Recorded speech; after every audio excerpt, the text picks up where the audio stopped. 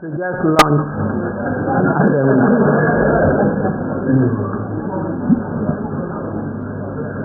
Let me, with your kind permission, just stand on the existing protocol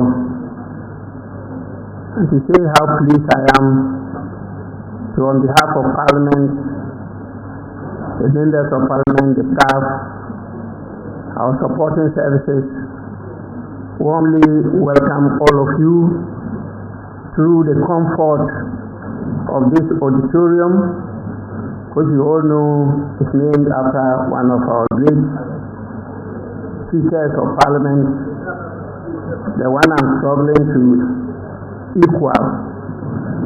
He is the only one that had 2 terms as the Speaker of Parliament, the late Justice Daniel Francis Allen. Many of you don't know he was a great sportsman. He was a boxer. And that is where he found Jerry John Wallace. As usual, history for you.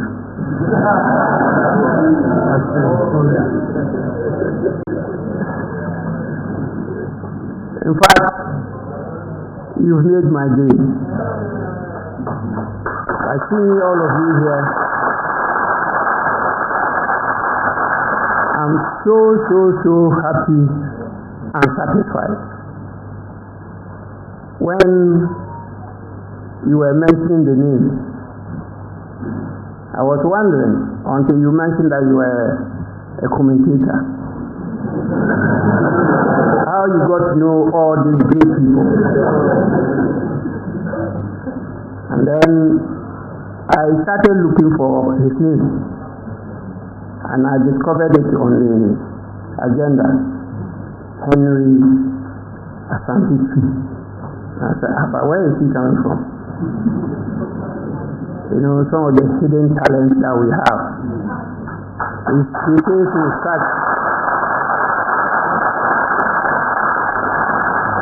with such ease, really seamlessly recollecting all those things, you know. And I was wondering how he mastered it. But I've been thinking of how to meet Dramani to ask about his name. You know, that tackle which led to the goal he scored. I was rather very worried about his name, but the person who had tackled him fell down, was pretending to be hurt. Because the way he put his leg, it was in a very dangerous manner. And still after that, he was strong and was playing. You know, this shows the passion I have for football. And when Ali Gerard comes after Robert Mensah,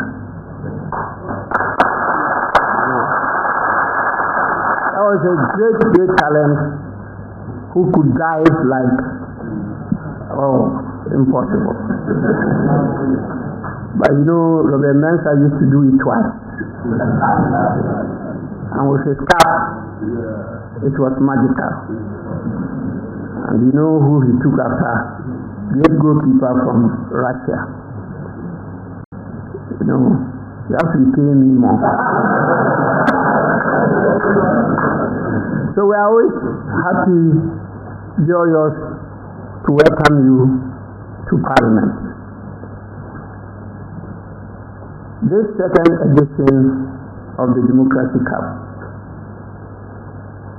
we believe is going to add more value to what happened last year.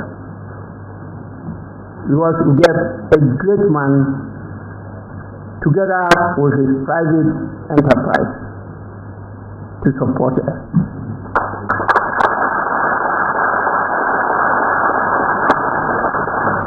We can't do anything without the private sector. And I've never seen any economy that has developed sustainably without the private sector. And so we are happy that with this initiative and with the support we are getting from the private sector, it will forever flourish. and we want to achieve what life is for: peace and happiness. That's all what life is about. And you cannot get peace without competition. You cannot get happiness without competition. You cannot get peace without unity. And you cannot get happiness without unity. And so all these things are things we are looking for. I recall when we were young people, to get us to unite, sometimes they allow us to compete by fighting. After that, you respect each other. So sometimes when my members of parliament are on the floor doing their jaw-jawing and the rest, I allow them, give it to each other. After that, they go out and you see them moving together in peace and unity. Ghana is truly blessed, and we've been well branded. And the black star, a vision of our founding father, is really a great branding. Black star. God, how can a star be black? But you all know it. The adject, what shines brightest is what? Black. It's black that shines brightest, not star. So when you hear black star, then nobody in the world doubts where black star comes from. The center of the world, Ghana. And so it's always a pleasure to welcome all of you. And you all recall that last year, when we got to Washington, we won the match. I have been training for some weeks now.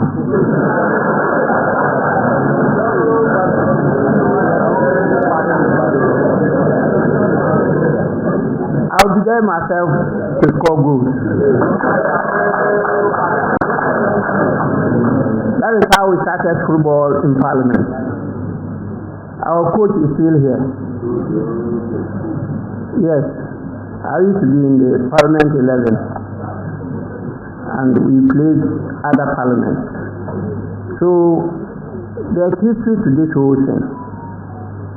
And anytime I met some of the members of parliament in other countries, they recollect how they came here and we were able to beat them. So it's good to be here today. And as I stand before you all in humility and confidence, I want to affirm this laudable initiative and assure you that it is here to stay.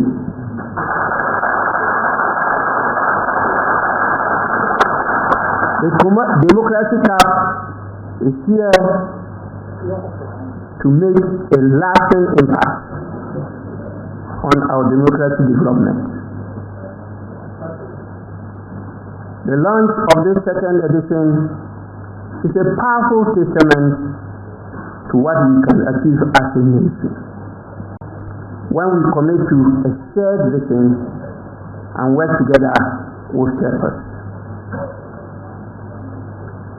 I was really happily surprised when the boss of the great KGL,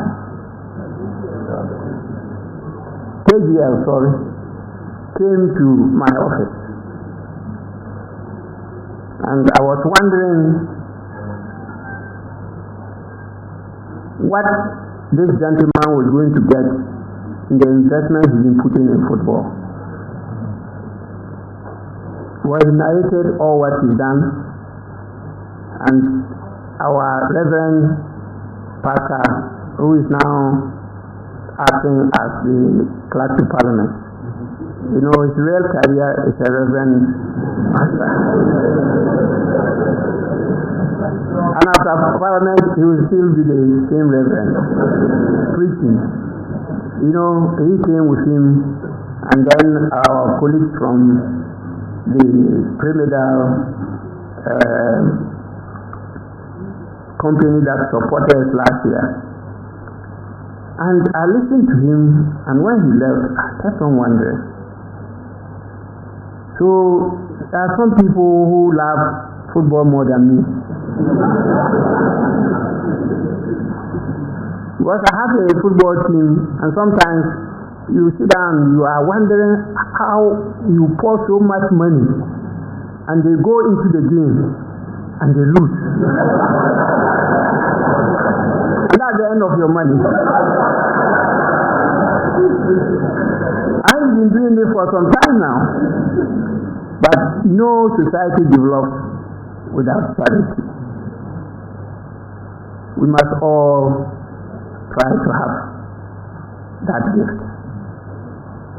You develop through charity. The charity doesn't mean only monetary or material, but even the services that you give without asking for a return. It's your contribution as charity. And I want to applaud your effort for taking up this whole heavy weight off our shoulders. Because we always have to chase a lot of companies just to get some contributions to get this going. And we are extending it to Germany. We're working around to see whether we can get another club there.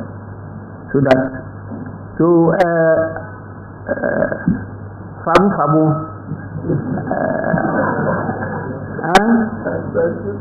and the oak, great oak. You have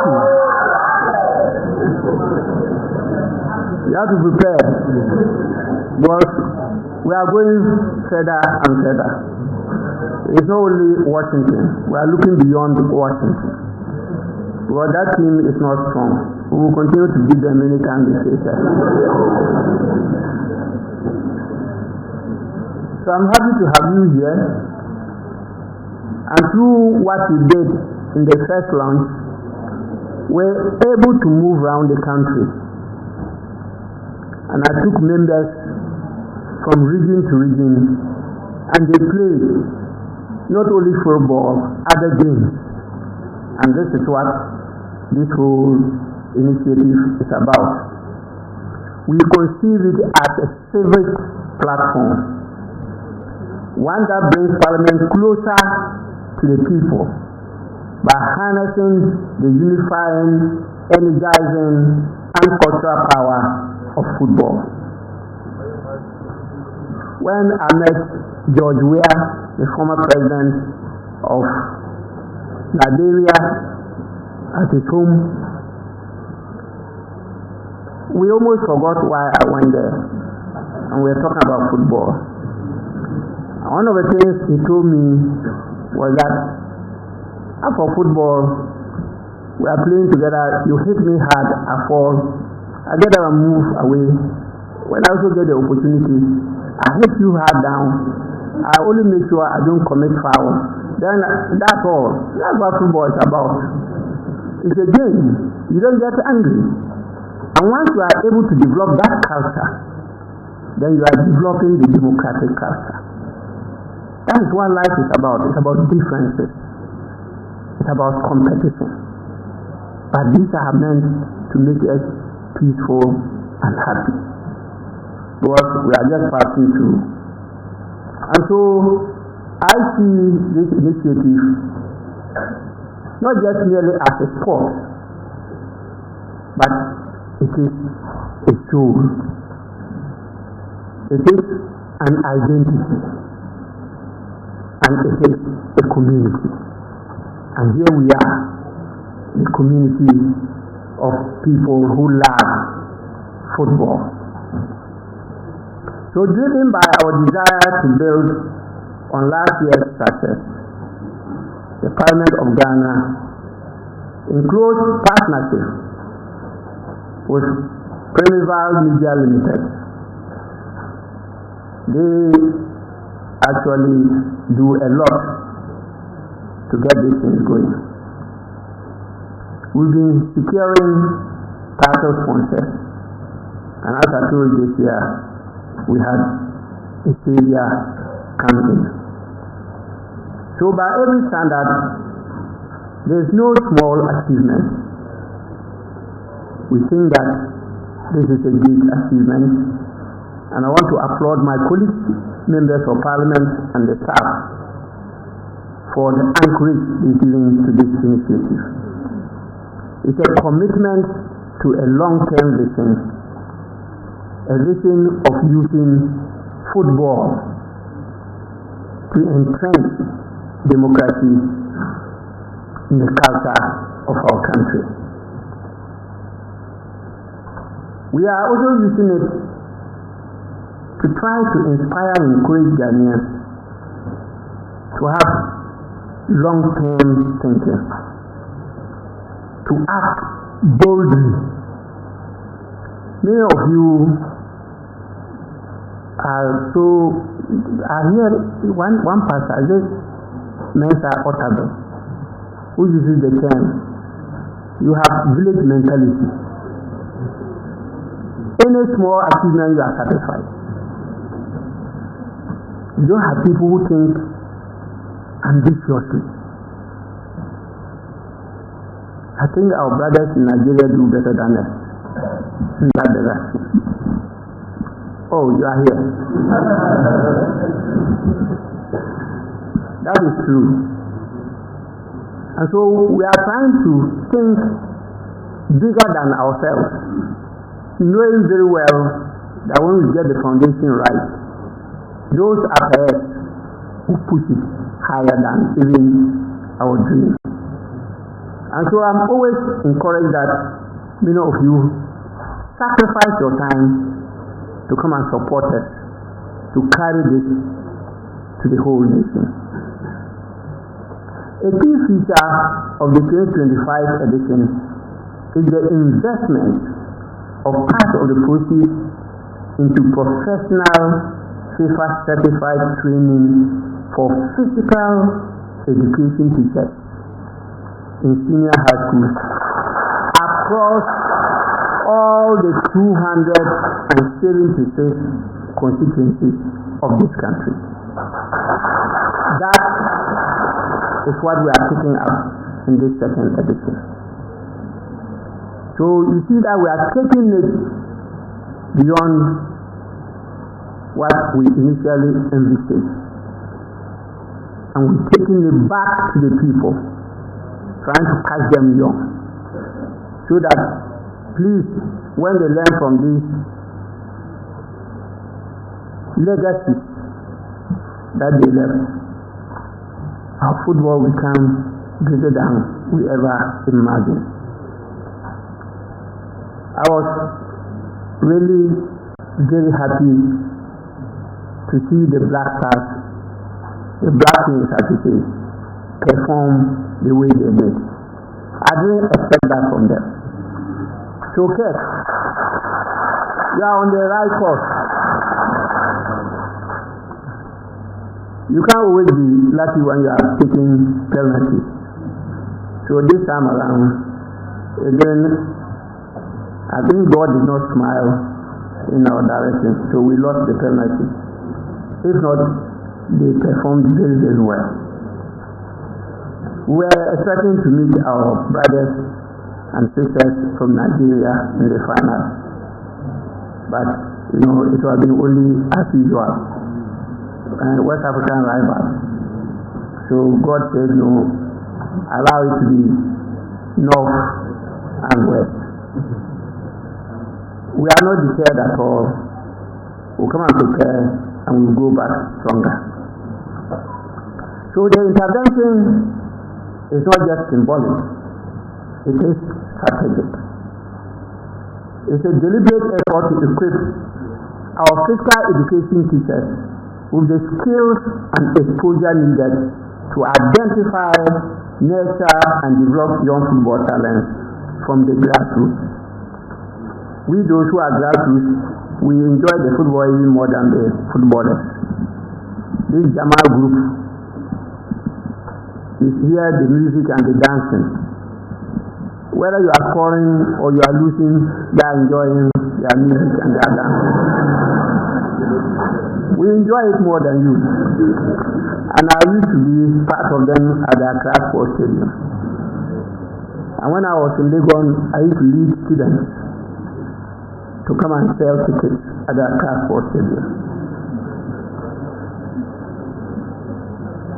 In a country where many football legends began their journey on dusty pitches, from the streets of Kamalin to the fields of Birikum. And if you realize, we have great players from Bono area. Great players. There must be some good reason. What I'm saying, research, I haven't got it yet. You tell me,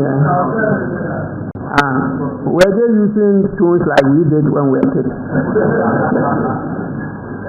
So this initiative represents a national investment in youth development. That's what this initiative is about. Because when you are old, you can't be a football player again. It's a youth. And this is to develop the youth and the future of Ghanaian football. I have a ladies' club. The name is Shining Stars. They went to the Middle League. They didn't win. We are starting all over. And these days I'm broke. But I have to buy all the things again for the game to start.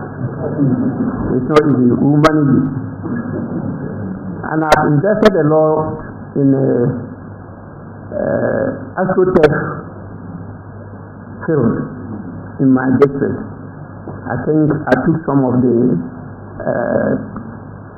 players there last year, and they played one of our teams there, also led by one of my sons. That team has qualified and come to the national stage. Yes. They will represent Upper West. They were able to beat our stars here.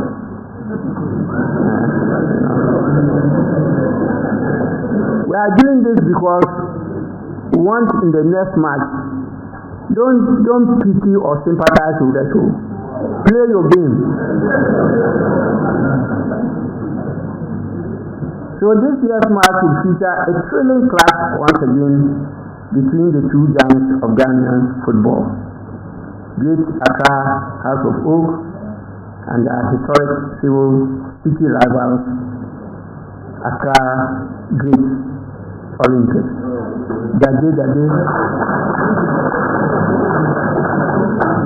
Actually, when I came to Accra in 1977, the people who were very close to me were all lovers of Olympics.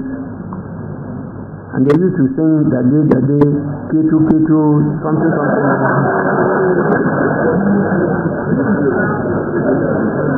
So this is just, as you know, a local derby. It's a feature aimed in tradition, passion, and fierce rivalry. I hope at the end of the day, I would have preferred Freedom Stars, but it's long different. I think one of you will invest in it. Freedom Stars. Anchor, are you going to do so? You have left football, you are now in a different game. So, besides the cash prize for the winning team, both clubs will receive appearance fees to support their operations and enhance preparation for the upcoming football season. So, please, it's a game. Whether you lose or you win, you will still get some gain. So we want it to be what we are looking at, just to develop the local game, catch many young brains, and push Ghana football higher and better than we are doing. Let me state here, and just for emphasis, the Democracy Cup is far more than a football match.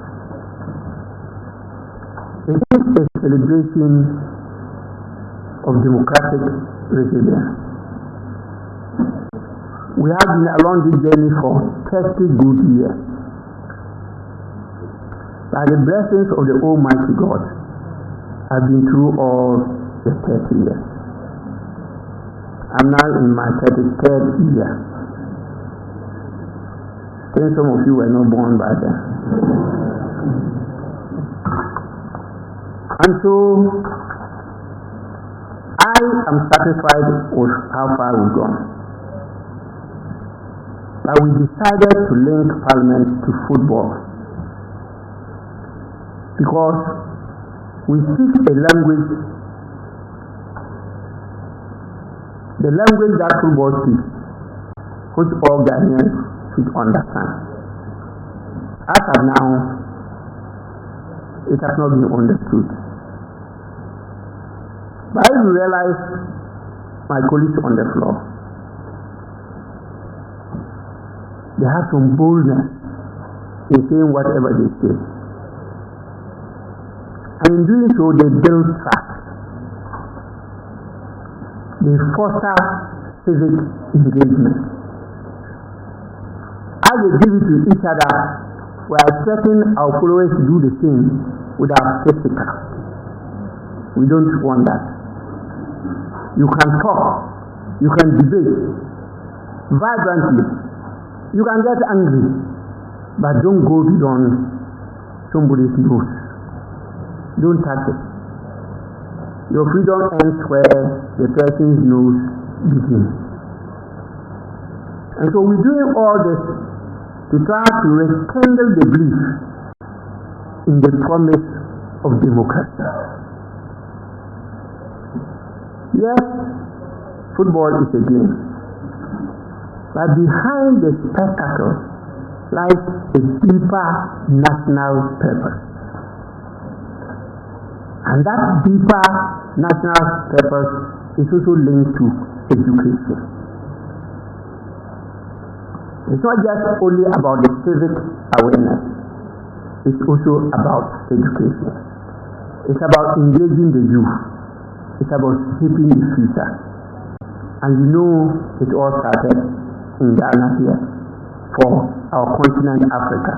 And I keep on repeating so that you never forget that it was a Ghanaian who led the crusade to go around African countries to preach and to teach Africans about the essence and importance of education. Dr. Kingsford Bagbin. So all what we are doing, even though in a very light manner, it carries a lot of essence and importance to our country and to the world in general. So let the Democracy Cup become a lasting tradition. A tradition that echoes across generations. And it's my prayer that it inspires our youth, unites our nation, and illuminates the path forward to one Ghana, one people with a common destiny. On this note, and on your kind indulgence, I want to proceed to declare the 2025 Democracy Cup duly launched.